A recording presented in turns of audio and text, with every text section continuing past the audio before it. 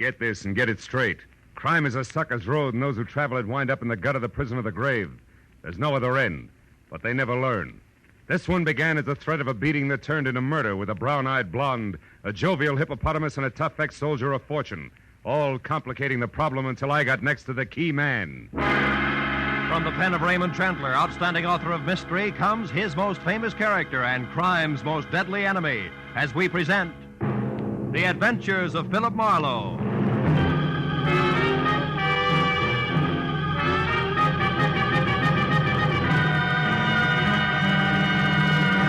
Now, with Gerald Moore, starred as Philip Marlowe, we bring you tonight's exciting story, The Key Man.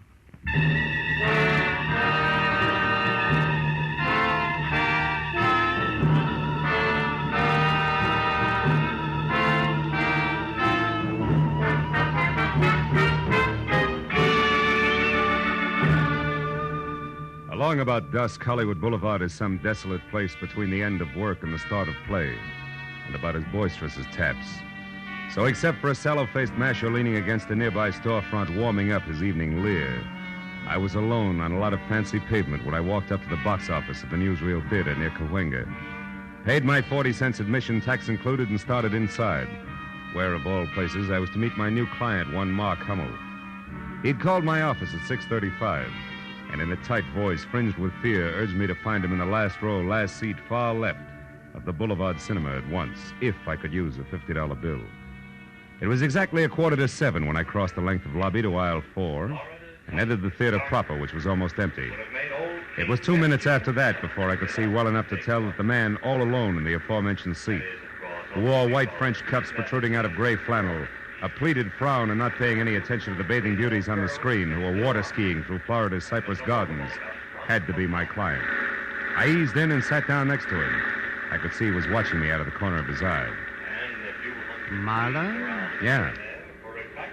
My plane leaves for New York in half an hour. Watch it, honey. You ought to see that I'm on it and in good health.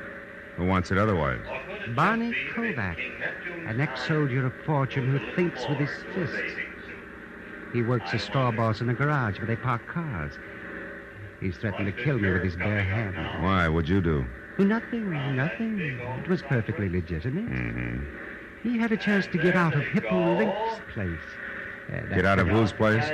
Hippo Link. Oh. Kovac had a chance to buy a location of his own. But you got there first. Look, Mr. Hummel, why don't we continue this in the lounge? It's quieter out there. Yes, what if you think? Yeah, come on.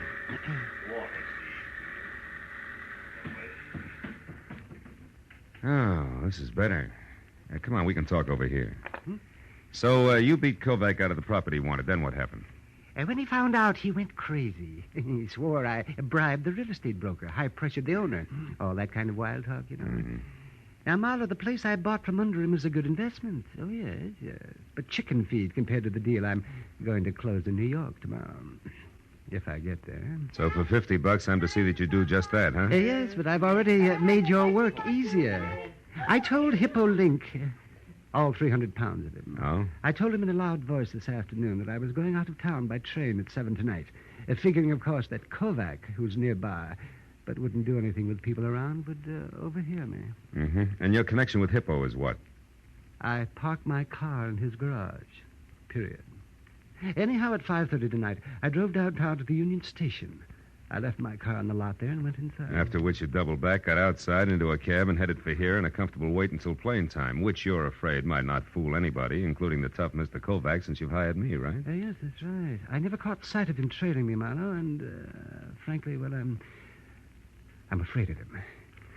Can you understand that? Sure. Fear is always understandable.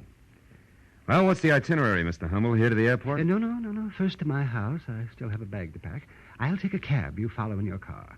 Then wait outside my place. That's 4100 Fountain, and just below La Cienega. Yeah, I know. Yes. Now, when I get back into the cab, you follow again until I'm safe aboard the plane.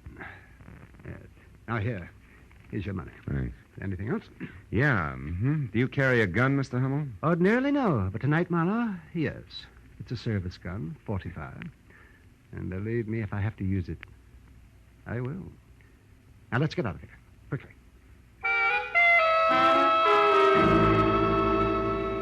I was was 20 minutes playing follow the leader up through Hollywood to Fountain Avenue as far as the neat cube of stucco that was number 4100, where I parked behind the taxi, lights out, and waited. Until I heard a frightened scream from what had to be Mark Hummel. I piled out of my car and darted past the cabbie who said he had enough trouble in his life and ran up the front steps and into the house where in the light of a single overturned lamp in the bedroom, I found my client face down in a widening pool of his own blood. I started for the rest of the rooms, but then the sound of a motor roaring out of the alley behind the house told me I was wasting my time. When I returned to the bedroom, one glance at Hummel's still form said that the man who had been afraid for his life only 30 minutes ago was already very dead. Next to his body was the .45 he never got to use, and alongside of that, the miniature crystal ball splattered with blood that had killed him. There was a key which I found fit the front door, lying in the middle of the carpet. The drawers and closets were all open, as well as his half-packed suitcase. It was a good time to call the police.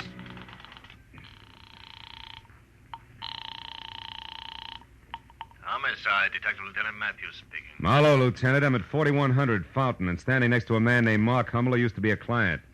He's dead, Matthews, murdered.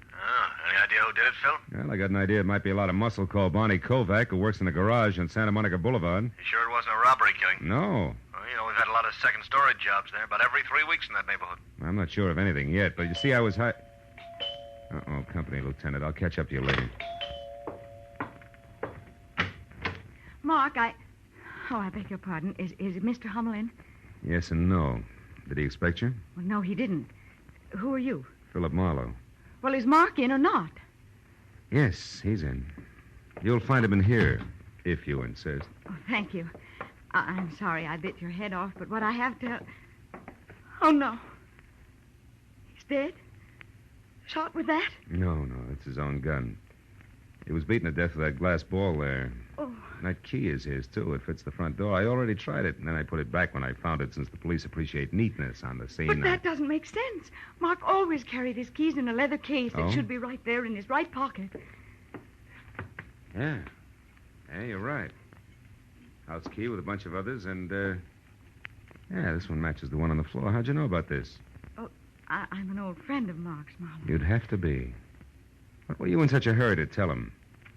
I don't remember. Maybe I can help you. Maybe it was a little message you were going to deliver from Barney Kovac. I don't know anyone by that name. And since that leaves us with very little in common, Marlowe, I think I'll leave with only this .45 here for companionship. Oh, fine. Now, get over there against the wall and turn your back. Well, go on. Now what? And don't move until you hear me drive away, or your health will suddenly be very, very poor. Good night. When Little Red Riding Hood slammed out of the place, I knew I could either follow her or wait for Matthews to siren up to the front door and then tell all. One last look around the room, including the key in the middle of the carpet, made me change my mind again. If the key could be traced, it might be a definite link to Kovac, so I headed for Hippo Link's garage on Santa Monica Boulevard in the hope of further information about a hot-tempered man who worked there. Less than 5 minutes later, I was walking down a cement ramp that dropped from the street level into an acre of underground parking space filled with a crowd of heavy with chromium cars that belonged to the fashionable neighborhood nearby. Hippo himself was a perspiring oval, approximately 5'8", measured in any direction, with tiny eyes, tiny nose, and a dozen chins that danced when he laughed, which seemed to be always. He was standing next to a pickup truck marked Ace Battery Shop, talking to the driver. Forget, huh? And because of that, you want more money for him, huh? That, I suppose, is easy to get. Now, look, Hippo. Listen, Plume, I won't pay any more. My overhead's too high already. So if you can't get them for me at the same price, forget the whole deal. Besides, I don't like the way you do business anyhow. Meaning what, Hippo? Meaning that when I give you an order, Plume, I want it delivered to me in person, not to just any flunky that's standing around. Okay. That was a slip. It won't happen again. Yeah, not twice it won't. Goodbye, Plume. I got customers. Can I help you, mister? Maybe. I'm looking for Barney Kovac. Is he around? No. Why? What do you want him for? Maybe murder. What? Barney, he killed someone? Wait a minute. Plume, I said goodbye. Go on, beat it. Okay, Hippo. I'll see you around. Let's go in the office here, mister. A little quieter. Sit down. Thanks. You a cop? No, private detective. Name's Marlowe, Hippo. Marlowe, huh? Mm-hmm. Never heard of you. But then I never heard of a lot of people, huh? That's right, Hippo. People like, for instance, Mark Hummel. Why him, Marlowe? He was the one Kovac killed. Well, what do you know? Doesn't seem to break you up. Why should it? Hummel was a louse, Marlowe. Everybody said so. Of course, I didn't know him personally, except to joke with him when he brought his car in. You know, a little laugh goes a long way with some guys. Tell me, Hippo, did you know that Hummel was going out of town? Yeah, he told me this afternoon. Should have gone yesterday, huh? Shut up. Okay, so you don't like jokes. I can play it straight. What do you want? For an open of this. A tall blonde with brown eyes and a pretty face who knows how to handle a .45 as well as conversation walked in here. Would you know her? Am I? Could be Rhonda Beaumont, Barney's girl. She lives in a plush apartment over at 38 Sweetser Drive, just above the Strip. How does she figure? Probably great in a Catalina swimsuit, but in this deal, I'm not sure. She might have put me on the right track by setting me straight about a key to Hummel's apartment that I found next to his body. Wasn't his. A key? Yeah, the design on it near the top, the round part, was like a fancy figure 8. Mean anything to you? Not being a locksmith, no. Anything else? Yeah. Where can I find Barney Kovac? How would I know? He quit at 5 today, just like he does every day. And I quit at 9, Marlowe, which happens to be right now. So, goodbye, mister. Just like that? Yeah, just like that. You see, if I work late, Marlowe, I got to pay myself overtime. That hurts, because I can't afford it. See what I mean, boy?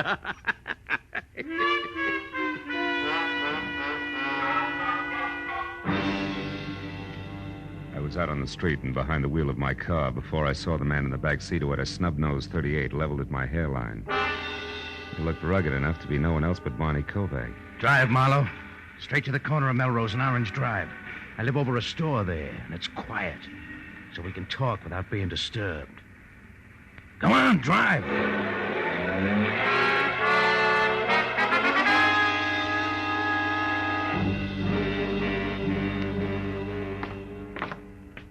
Right ahead of you, Marlowe. One with a closed transom. Keep walking. And when I get there? Then you'll go inside, sit down, and rest while you listen. To what? To the truth, Marlowe. I've been following you long enough tonight to know that you're off your rocker. You see, fella, I didn't kill Hummel. Yeah, I know. He's double-jointed. It was suicide. Slugged himself from behind. All right, cut it. Here, here's a key. Open up. Okay. Hey, you made a mistake, Kovac. Wrong key. What are you talking about? Let me see that. Sure. With pleasure. Stupid. Now that I got your gun, Bud, try it yourself.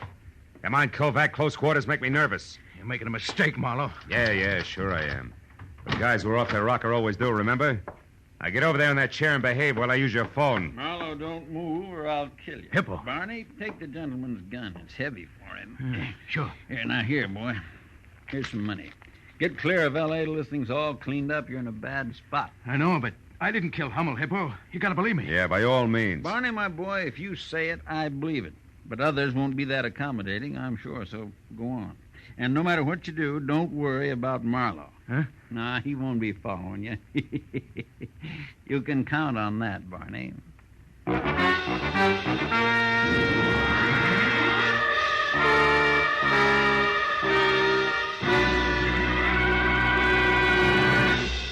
In just a moment, the second act of Philip Marlowe. But first, programs on a summer Sunday afternoon come to you at home, in your cars, on the beaches, and 101 other places where you are at ease. And for your leisure time listening, what is better than music? Every Sunday afternoon, CBS brings you two outstanding programs of music. Gems from the great composers played by the Symphonette, and the sweet, memorable songs of the outstanding modern composers and semi-classicists sung by the Choraleers. Each program is designed especially for fine, summer Sunday afternoon listening. Hear both the Symphonette and the Choraleers tomorrow afternoon on most of these same CBS network stations. Now, with our star, Gerald Moore, we return to the second act of Philip Marlowe and tonight's story, The Key Man. The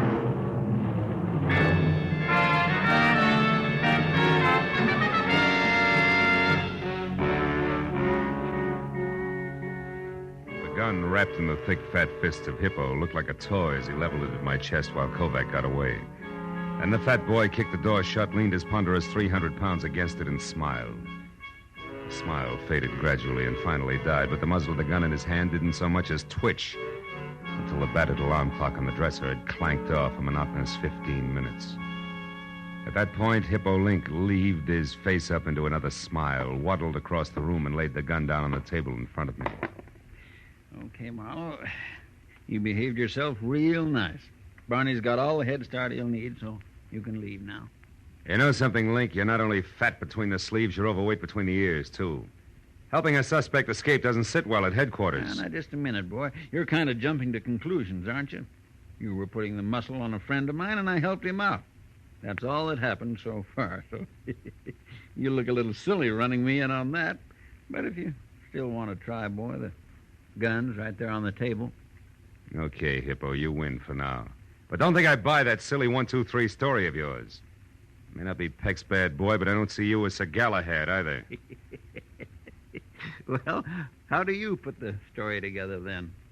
I don't know that that's any of your business, and even if I thought it were, I wouldn't tell you. But I'll let you in on this much. I don't know for sure that Kovac is guilty, but then I don't know for sure where you or Kovac's girl Rhonda Beaumont fit either. I wouldn't know. You said you knew her. So? You seem to think a good deal of that kid, Kovac. So? So couldn't it be possible she paid you to come up here and see that her boyfriend got away? Like you said, Marlowe, I don't know that it's any of your business. How much cash does it take for you to stick your neck out as far as you have, huh? Or could it be you've got a thing going for Kovac's girl and would be glad to see him out of town? You're kidding, boy. Look, why don't you alone? What's it to you now? My client was knocked off right under my nose, remember? Now, you going to let me out of solitary? Sure. Pick up your pistol and run. And if you need me for any more help, why, be sure and let me know.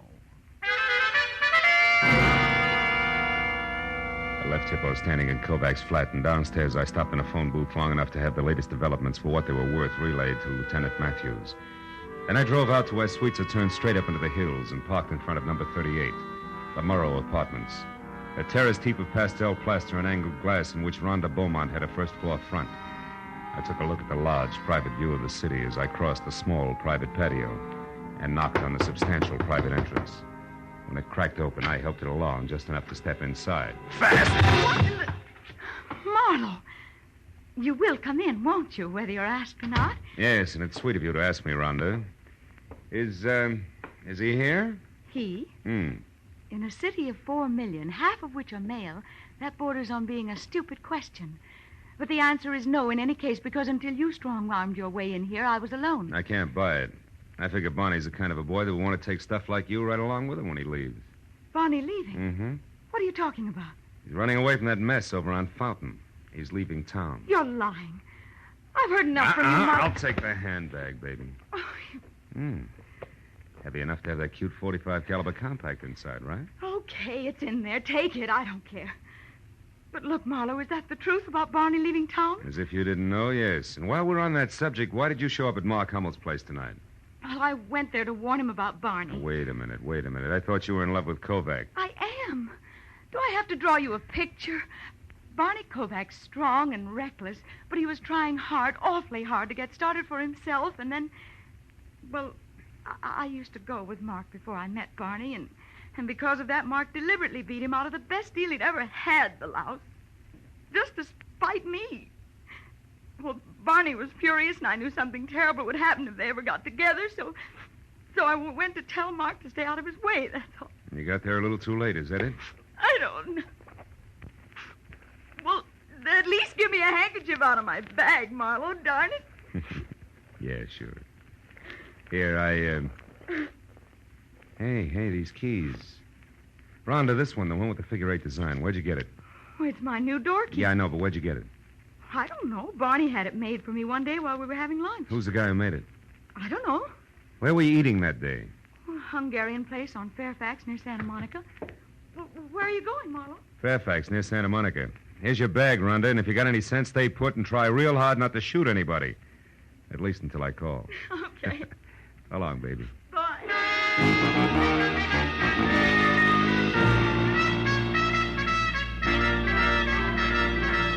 Hey, late extras, the world's in terrible shape. It's a mess. Read all about it. Late extra papers. It's all over now. Paper, mister? No, thanks, kid. Tell me something. Where's a locksmith on this block? Locksmith? No, there ain't none. Oh, come on. Sure there is. A guy who makes keys. It's got to be. Think hard, will you? It's important. Think hard, he says. Look, mister, I know this whole neighborhood like the back of my own hand. No key maker. Uh-huh. Well, how about a guy who sharpens saws, scissors, things like that? No, nothing like that. We got filling stations, bars, a delicatessen, drugstore, shoemaker, dry goods store, 3 restaurants. One's Hungarian, that's on Fairfax. Ace Battery Shop there across the street, a toy store on the corner, a lampshade joint. Shop. And Wait a another minute, hold it. Battery. Ace Battery. Plume. Plume. Yeah, that's it. Old man Plume owns the joint. Ah. A real sour apple, you know what I mean? Place is a dump, too, but he works hard. He's probably over there right now, working in the back room. Bless you, my boy. Thanks a lot.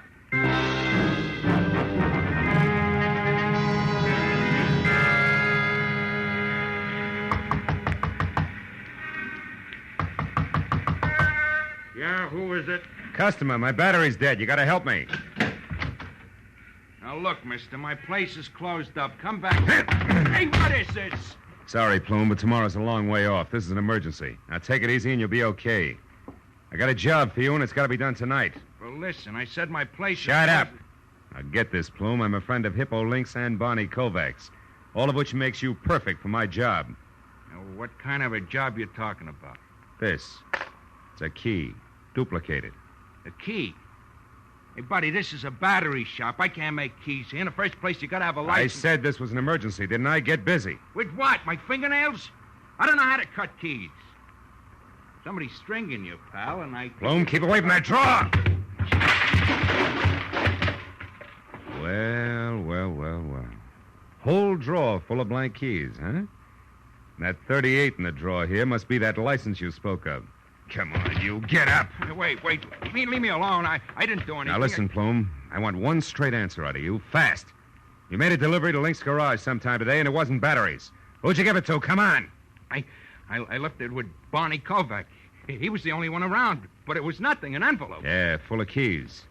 Thanks very much for your help, Plume, but I'm in a hurry. And just so I'll be sure to see you later, good night!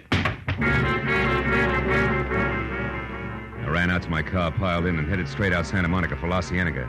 And when I got within sight of the dark, cavernous entrance to Hippo Link's underground storage garage, I slowed down and looked for a phone that I could use to call Matthews and still keep an eye on the garage because the way things stood now, I couldn't afford to miss a lick. But then I got a break. I decided to try a mobile gas station on the corner when the scream of a siren shoved me up against the curb, and a squad car swerved out from a side street, ground to a rubber-burning stop in front of the garage and disgorged Matthews himself and the driver on the double. I slammed out of my coupe and belted across the street after him. Matthews! Hey, Matthews! Marlowe, get back! Over this way.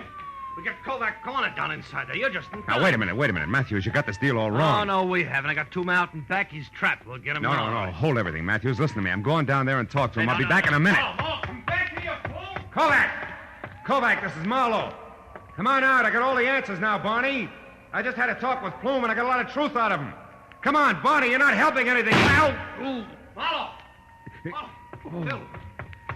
Phil, you all right? It's my shoulder, Matthews. Oh, I knew this had happened sometime. No. This Kovac over there. No, listen to me. Don't shoot. Don't! Look at my arm. Listen, Matthews, Kovac didn't do it. What? The shot that got me came from back there on the other side. Yeah, that's it, Pete. Further back. There he is, Matthews. That's the boy. That's the fat guy who runs this That's joint. right. Yeah, Hippo Link. Sick him, Lieutenant. He's your killer. Stop, Link! Stop! I got him, Phil. He's down. Yeah. Yeah, that's one nice thing about Hippo. You can't miss him. Oh, thanks. I think I better sit down a minute.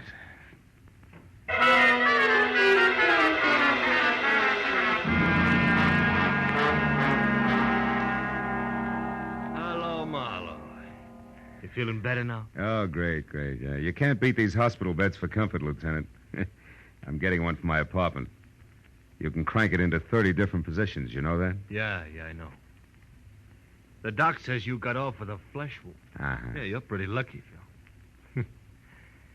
And I just stopped by to tell you they saved Hippo Link, so he'll have to be tried.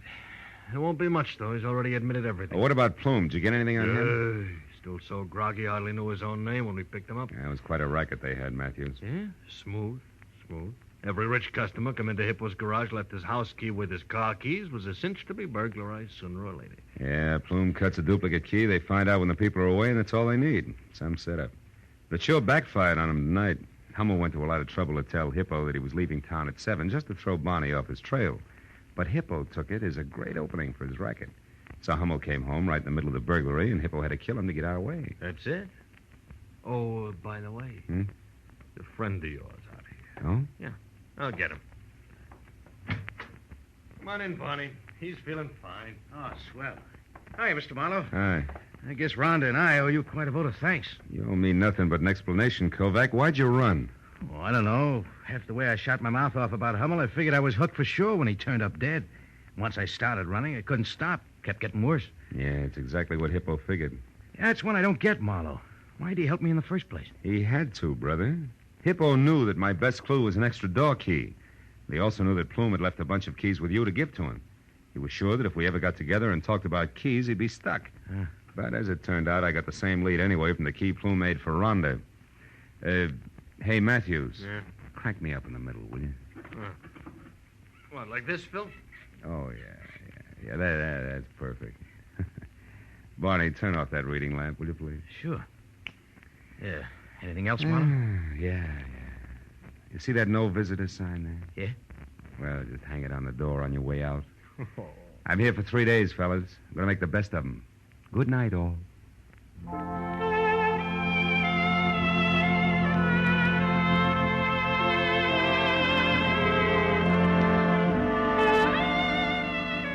When they left, I nestled down to the solid comfort of clean sheets and quiet darkness.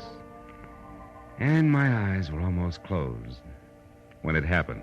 The light snapped on. A pair of efficient hands grabbed me, stabbed an inch of hypodermic needle into my right arm, jammed a cold, hard thermometer under my tongue, and splashed a half a pint of icy alcohol on my back. Oh, it was awful.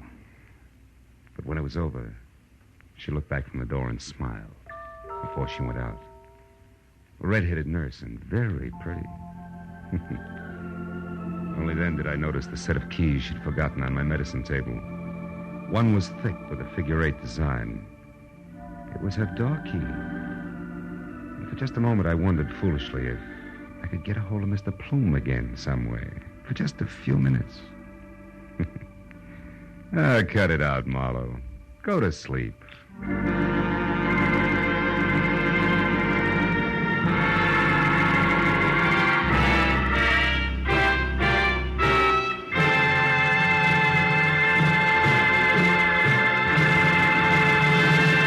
The Adventures of Philip Marlowe, bringing you Raymond Chandler's most famous character and crime's most deadly enemy, star Gerald Moore, and are produced and directed by Norman MacDonald. Script is by Mel Donnelly, Robert Mitchell, and Gene Levitt.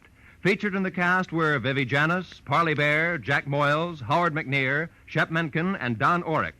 Detective Lieutenant Matthews is played by Larry Dobkin. The special music is written by Richard Orant. Be sure and be with us again next week when Philip Marlowe says... It was going to be a vacation in the wide open spaces, but a black stallion, a tiny emerald, and a battered horseshoe meant a 24-hour delay. It could have been worse, because to the dude from Manhattan, they meant death.